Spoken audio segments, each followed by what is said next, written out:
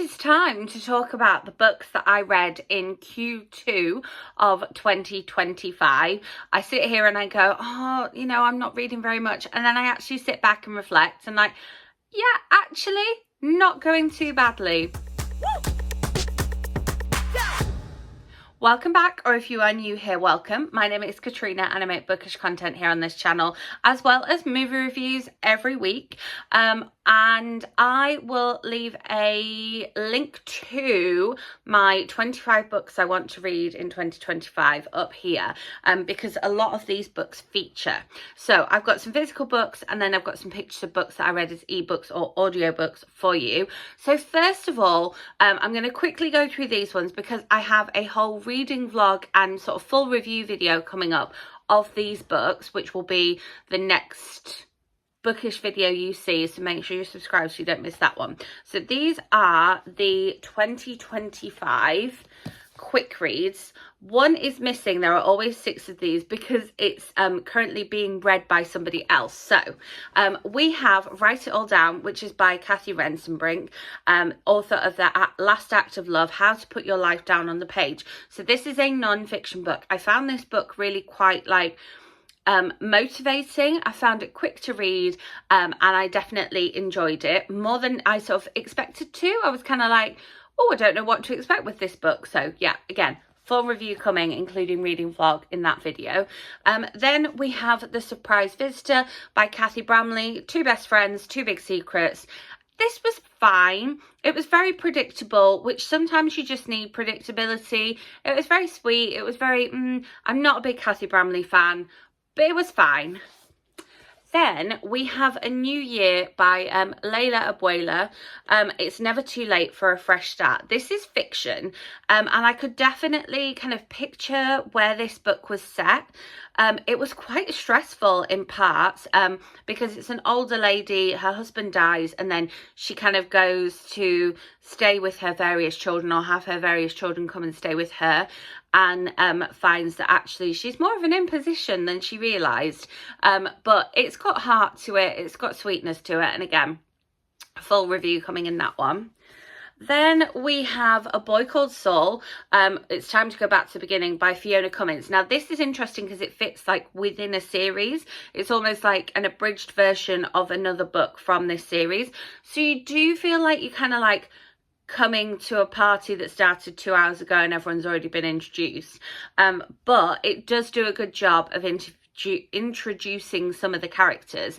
I'm not a big fan of a police procedural, but this one had a nice level of thriller to it. And so I found this one was really quick to read and I did enjoy it. And then we have A Rising Man. We've got half a bookmark sticking out of it. I actually just couldn't get into this one at all. I will normally persevere with the quick reads because it's about 100 pages, It's a large font size. What was this one actually? 133 pages, so it's not that many pages, but it just was not for me. I'm sure that this will be for someone else, and that's the great thing about the quick reads, is that there is literally something for everyone here. So you've had non-fiction, more contemporary fiction, rom-com, police procedural, and then this is kind of mystery, crime, but also historical. And then there's actually a second non-fiction one in this series. So in the back of each of the books you've got the 6 ones, the 6 books each year. So the Mind Manual, Mental Fitness Tools for Everyone by Dr. Alex George, who obviously was on Love Island and has another book out. That one was probably my favourite, hence why I've given it to lots of other people to read, because obviously it was a quick read. They are quick reads, but it had a lot of interesting self-reflection exercises and actual practical tools to be able to do things with. So yeah, okay, now a couple of other books where I have a full video talking about them. So we have What If I Never Get Over You by Paige Toon, which I read. Did I read this one, or did I read this one in the other quarter? It's not on my list, but this was part of the video, and I'm just showing you the Spreaders version that I got. So that one's not part of it, but the other 2 books from this event vlog, which I'll leave linked right up here, are It's Getting Hot in Here by Jane Costello, Hot Flush, or the First Flush of Romance. This one is excellent. I love Jane Costello anyway. I'm so glad she's back writing as Jane Costello. And just like I was reading her books in my late 20s, early 30s, when she was writing about late 20s, early 30s people, I'm now reading this book in my 40s when she's writing about 40s age people. So, you know, I've grown with her. It's fine. And this one, it was just so good. Lisa Darling and her infinite to-do list and her kind of feeling like she should be a grown-up already and really not feeling like a grown-up. I really enjoyed this. I actually listened to a lot of the audiobook with my mum after starting this on a train ages ago and kind of not then re-picking it up. So we restarted it and we listened to it together and we both laughed. But I have a full review event vlog talking about all 3 of the books. And then the other one was Swept Away by Beth O'Leary, which I read in 2 massive chunks because I couldn't put this one down. I absolutely love the idea of this forced proximity, being on a houseboat, being on a canal boat together. What a great forced proximity situation to put your characters into. And then the fact that they get swept out to sea and have to deal with these thrilling, scary situations. Hello, you know, just lost at sea with your one night stand. That tagline right there. Read this book. It's so good. It's so fantastic. Beth O'Leary's amazing. This was the first time I'd actually met her. I had another book signed by her, but it was my mum got it signed for me. So first time actually meeting her, which was very exciting. Loved the event vlog. You know, the footage will be there. Go and check out that video. Really, really enjoyed it. And then my final physical book I have to show you, because it has the beautiful sprayed edges as well. We love a spread. This is Book Boyfriend by Lucy Vine. And again, I knew that I would pick this one up and be like, yes, we're going to read it all at once. I actually ended up reading most of it in one Sunday. And then because I couldn't finish it, because I had to go and do some more work or something, I then picked it up the next Saturday and sat down and did not get up again until it was finished. So this is Gemma has lived 1,000 lives, true books. The only one she isn't living is her own.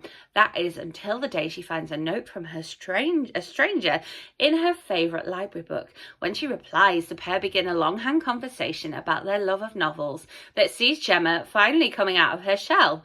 Is she ready to fall in love for the first time with someone she's never met? And then we've got Clara, Gemma's twin. Clara has always run away from her problems, but this might be finally the one that she cannot escape. Everyone wants to know what happened in America, but Clara isn't talking. Instead, she's focusing all of her energy obsessing over a hot new actor starring in the TV adaptation of her twin Gemma's favourite book. Soon, Clara is reading every interview, trawling his social media and following him to showbiz parties in the hope that he'll notice that she's the one. As the sisters fall hard for men they've never met, it's time to ask the question, can either relationship survive the real world? There's a lot of mystery in this one. There's a lot of laugh out loud moments, but there's a lot of heart. And that is just Lucy Vine all over, laugh out loud moments, real characters represented. She's always got a lot of queer representation in her books, which I love, but also all of this heart in her books. I absolutely love a Lucy Vine book. You know, if I right now I could recommend one author to you, Lucy Vine. Oh, so good, so good. And this was so good as well. And the fact that it's about books too, that's always going to be nice, isn't it?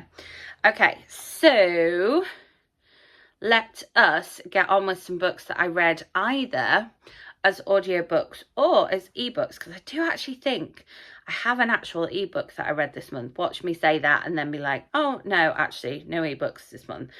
So No, that's a lie. I have one. So I listened to Everything is Tuberculosis, The History and Persistence of Our Deadliest Infection by John Green. Now, I love John Green. As you know, I've got maybe a John Green playlist on this channel, but I do love John Green, like most people. And this one is narrated by him as well. So it is non-fiction and it is quite depressing. But I learned a lot and I found it very, very engaging. I was listening to this one to and from school and then ended up sort of listening to it whilst I was doing something else to finish it off because I was so engaged with it. So if you think, oh, I don't want to read a book about TB, like it's going to be depressing, like, yes, there are some depressing bits in it because obviously it's about a really deadly disease, but I really enjoyed it. And then we have one that I did actually read on audiobook, and it was on my 25 books I want to read in 2025. And this is Table for One by Emma Gannon. So this is a modern love story. So our main character is in a relationship with somebody who she also runs a business with, and they own the business, but a lot of the stuff's in his name and the house is linked with him, and it's that whole sticky situation that you're reading about it and you're just going, oh no, love, oh, bad choices were made here. But it's then what we do when we know we've made those bad choices and bad things happen because of those bad choices. How do we recover from them? How do we kind of like get on with being on our own when we've been linked with somebody in our personal and professional lives for so long? I thought it was really engaging, really good. I love a bit of Emma Gannon. I need to read some of her non-fiction because I own some of her non-fiction. I have all of her audiobooks, and then yeah, haven't read them. So then, speaking of non-fiction, I listened to Will I Ever Have Sex Again by Sophie Hagen. I have her book, is it called Happy Fat? I think it's called Happy Fat, and I've seen some of her stand up online, and so I was interested in this one. Not gonna lie, also really drawn by the cover, so I saw her promoting it on social media and then grabbed the audiobook of this one because it is narrated by her. It was interesting. It was a lot of anecdotes, a lot of her like personal essays thrown together with this thread running through of like sex and sexual relationships and what is sex and what's queer sex and how much does sex form part of our identity. So it was interesting. I didn't find myself like drawn to it. Again, I was listening to this one on my commute every day, and I didn't find myself sitting and going, oh, I have to wait until the end of this chapter before I can go into work, or oh, I'm just going to listen to this next section before I go back into the house again, which is always a bit of a tell with me with an audiobook.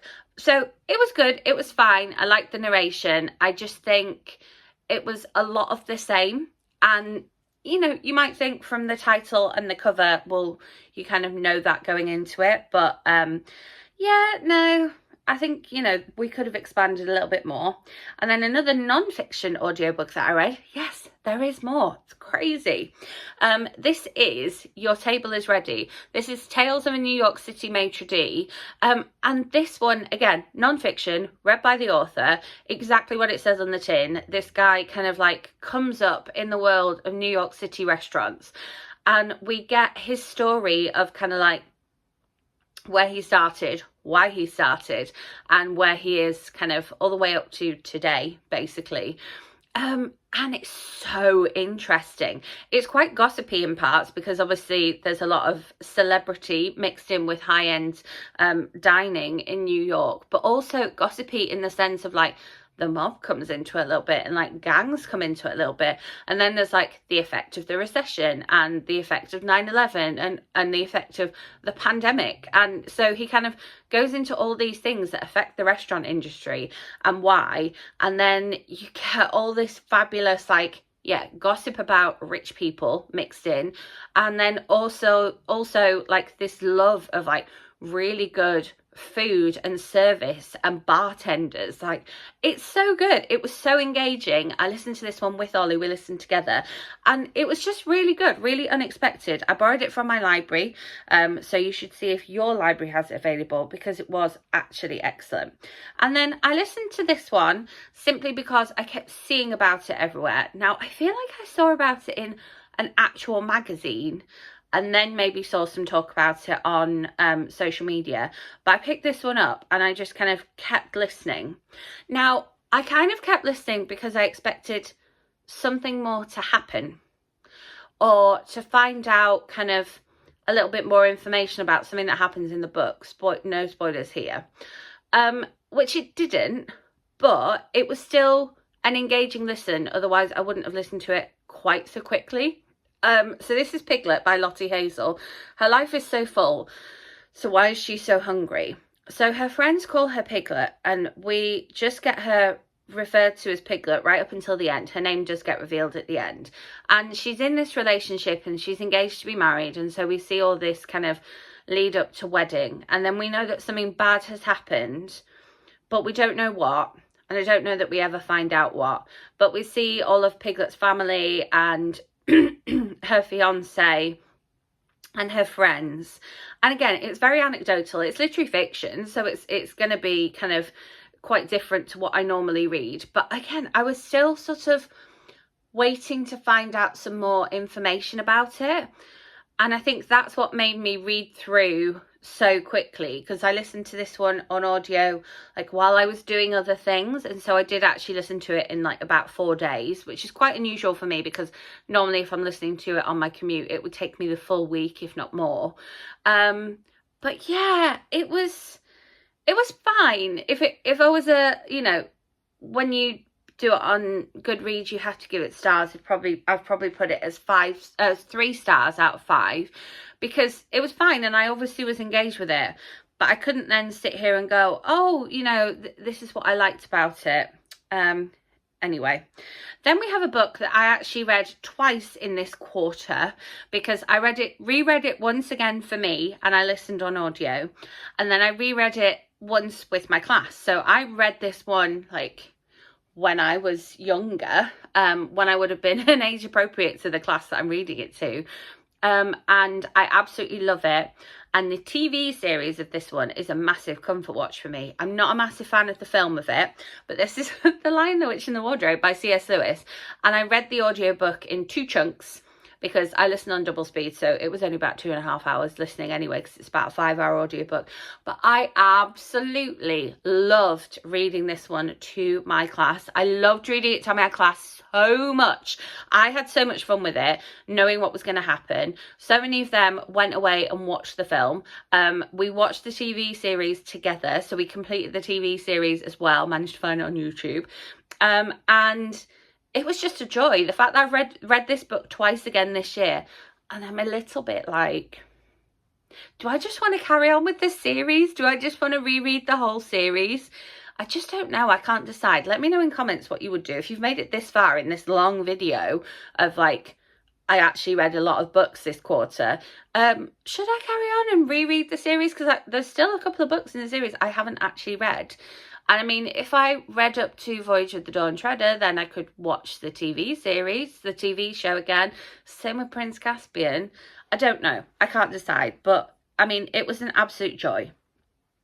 Then World Book Day started this off, because I dressed as this character for World Book Day. So if you're on my Instagram, it's linked below, you'll have seen this. But I went down a bit of a this author rabbit hole, which I sometimes do. If you've been following the channel for a while, you'll know I sometimes just hook onto an author and go, oh yeah.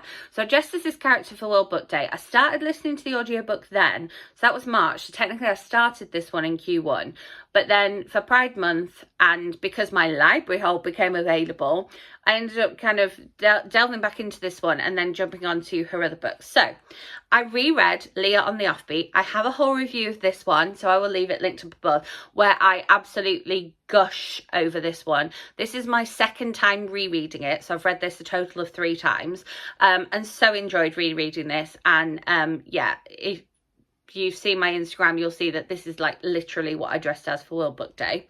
And then because I've reread that one, and because I had one on a library hold coming soon, I also then reread Imogen, obviously, because I thought that might be important to reading the new one, Amelia If Only. So I reread, I reread 2 Becky Albertalli books and read a new Becky Albertalli book. This was my least favourite of the 3.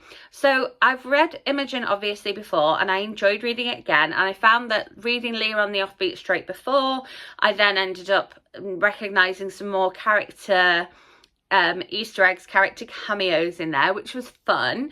But then Amelia If Only, it was fine.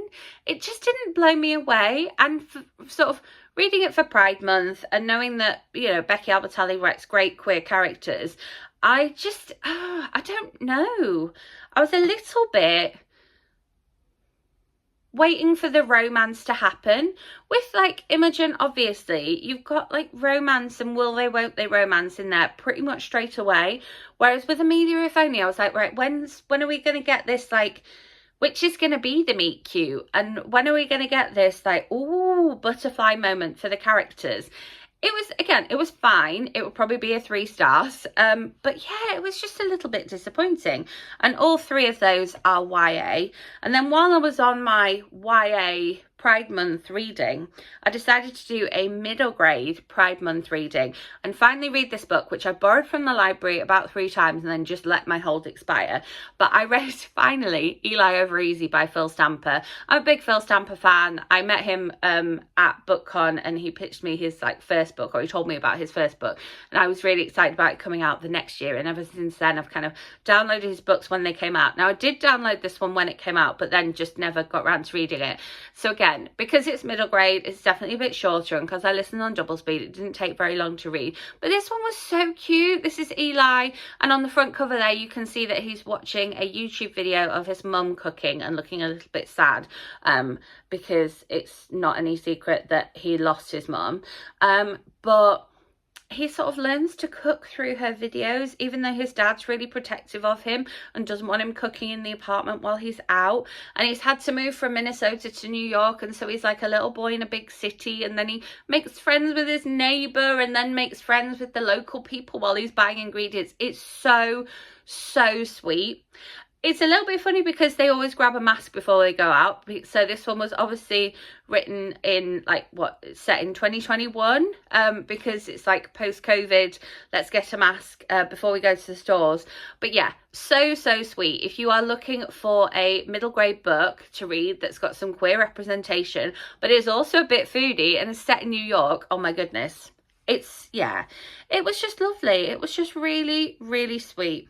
Let me check if I've covered everything. I think I have. It's really difficult doing these quarterly ones, like recognizing where one quarter ends and another begins, because I'm like, well, I finished a book now, but this is July, so it's part of Q3. So yes, it's recognizing that as well. So yeah, I think I did fairly well. Although I had a DNF this month, that's fine. So we had 1, 2, 3, 4, 5, 6, 7, 8, 9, 10, 11, 12, 13, 14, 15, 16, 17, 18, 19 books if you include my DNF. But then I read one of those twice in this quarter, so we'll include the DNF, so it's 19 books. How many of those were rereads for me? 1, 2, 3 were rereads, and then 1, 2, 3, 4, 5 were non-fiction. That's really interesting. I find the stats really interesting. So 19 books in 3 months.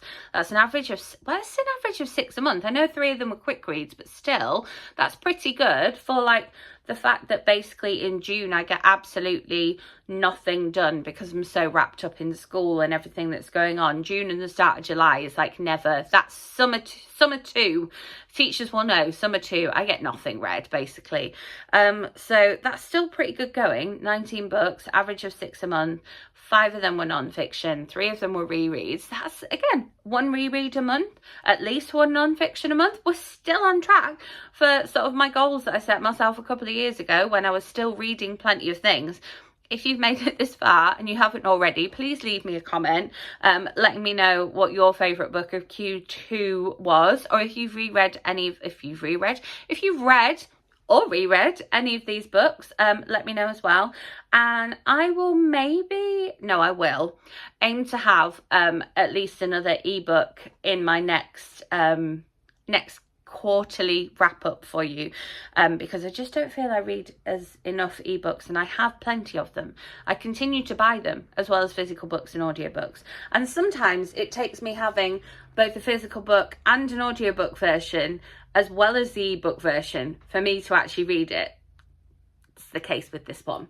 So yeah, if you enjoyed this video, give it a thumbs up. Like I say, make sure you subscribe to my quick reads vlog. Hit your feed and that notification bell as well, so you don't miss it. I will be back with another video for you very soon, so I will see you then. Thanks for watching. Woo!